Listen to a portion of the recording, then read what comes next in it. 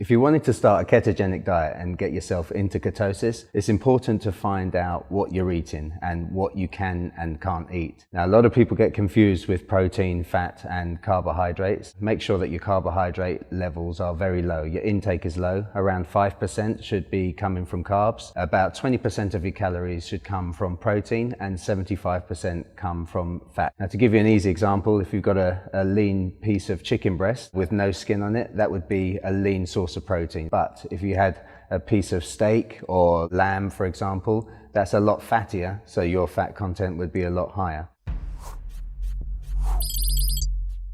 The ketogenic diet works simply on the basis of having low insulin levels in your blood. Insulin is a fat storage hormone, so anything that triggers a high release of insulin will effectively switch you from fat burning mode into fat storage mode. If you look at a piece of toast, carbohydrate, if you look at a bagel, which is also carbohydrate, that will raise your insulin levels by 100 to 140%. So you're going to get a huge surge in insulin and it'll make you prone to storing fat. Now, if you look at protein, that's not going to create such a huge insulin spike, but it will raise insulin by about 40%. Now, when it comes to fat, fat is the number one in response to insulin and insulin sensitivity, because it will only raise your insulin levels by about 2%. That's effectively nothing. The best sources of protein, if you wanted to get yourself into ketosis, something that's got a high fat content and that medium protein, would be an easy example, chicken thighs with the skin on, or also you could have some fish, some salmon. If you look at beef, you could have a piece of steak, a piece of lamb, something like that, or even pork belly would work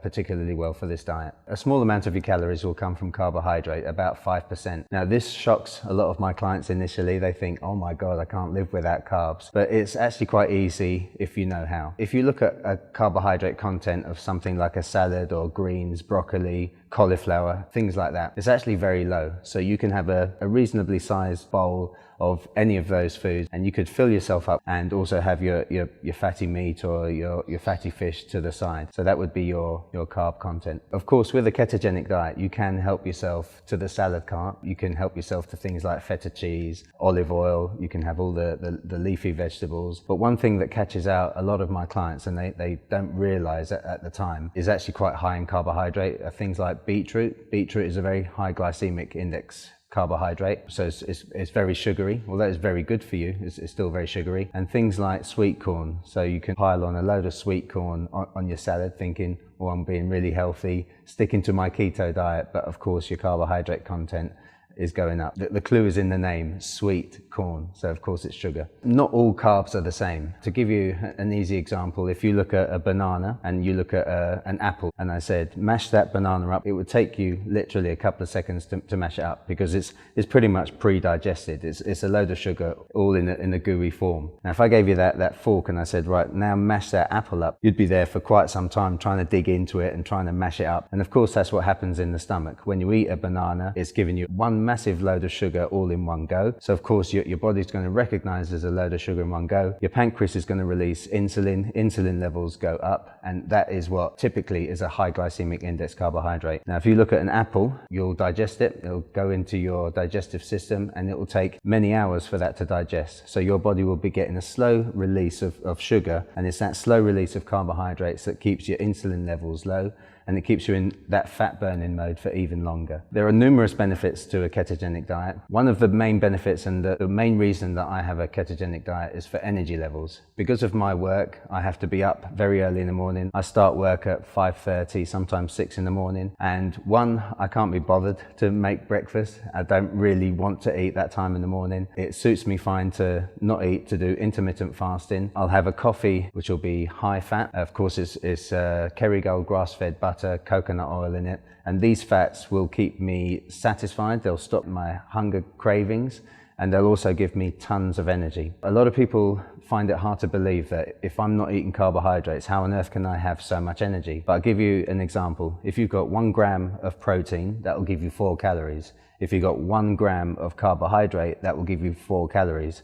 But if you've got 1 gram of fat, that will give you 9 calories. Pound for pound, you don't have to have a lot of fat to give you more than twice as much energy. But the most important thing about fat is that our bodies over hundreds of thousands of years have evolved primarily running off fats. We would eat oily meats, oily fish, and very occasionally we'd find a little bush with a few berries and eat that. So that would be the macro ratio of a ketogenic diet. The majority is fat, small amount of protein, and very occasionally have some carbohydrate. If you're running your body on carbohydrates, your body is effectively running on petrol. So it is getting fuel, but it's not getting a very efficient type of fuel. But when your body is running off fats and body fats, it's like running your body on jet fuel. How long will it take me to get into ketosis? Each human body is completely different. Some people can slip into it very easily. Some people it will take a little bit longer. It could take up to a week. When you eat carbohydrates, your body turns that into glycogen and you store it in your muscles. So every muscle that I've got on my body is like a little petrol tank that slowly fills up with converted glycogen. Now, when you eat too much carbohydrate, of course, that petrol tank is full. So the body will say, right, okay, I've got an excess of glycogen. Where else am I going to store it? I know what I'll do. I'll just tuck it into these fat cells. To get into ketosis, you need to deplete these little petrol tanks, as I call them, these little muscles that we've got all around our body, before your body will go, right, okay, the glycogen is depleted. Now I need another energy source. So I'm going to release ketone bodies and start burning body fat. Now, the average human body has got about 2,000 calories worth of glycogen stored in their muscles at one time. So once that 2,000 calories has gone, then your body will slip into ketosis and then you'll become fat adaptive. Be patient. If you do eat a lot of carbohydrates and you're used to carbs, you can suffer from something called keto flu. It's not an actual flu. It's not going to make you sick. Everyone has felt that sort of groggy feeling when your body's screaming out for carbs and it's screaming out for sugar, and you feel a little bit, lightheaded, maybe a little bit lethargic. But if you just fight through that little groggy period, once your body eventually releases ketone bodies, your energy is going to go through the roof and you're going to feel better than ever before.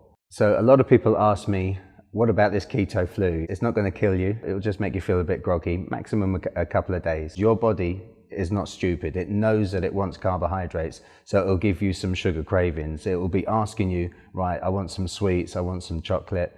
And you can satisfy those cravings without actually giving your body the sugar. And there are alternatives out there. Now, one of my favorite alternatives and substitutes is Cavalier chocolate. And they've basically taken the sugar out and replaced it with stevia. And stevia, and if you've heard of Truvia, it's a plant sterol. It's completely calorie free. But the most important thing about stevia and Truvia is that it does not affect your insulin levels barely at all. We're talking 1% increase in insulin levels.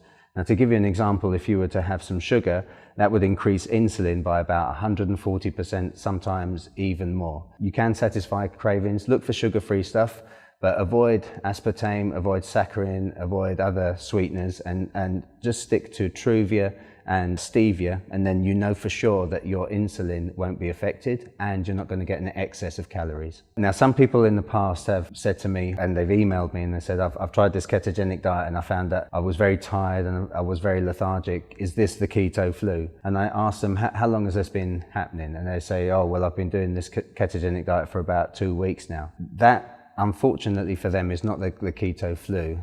That is a lack of electrolytes. Now, electrolytes like potassium and magnesium, they're essential for our bodies to function. When you don't have carbohydrates, your body will not release insulin. And as I mentioned to you before, if you're eating fat, that raises your insulin by 2%. So next to nothing. So you're going to have minimal amounts of insulin in your bloodstream. The problem is if you don't have insulin, your body will be losing sodium and electrolytes on a regular basis. We do need salt, we do need potassium, we need magnesium for muscle function, to help our muscles actually work and to stop them cramping. And don't forget that 80% of our brain is made from water.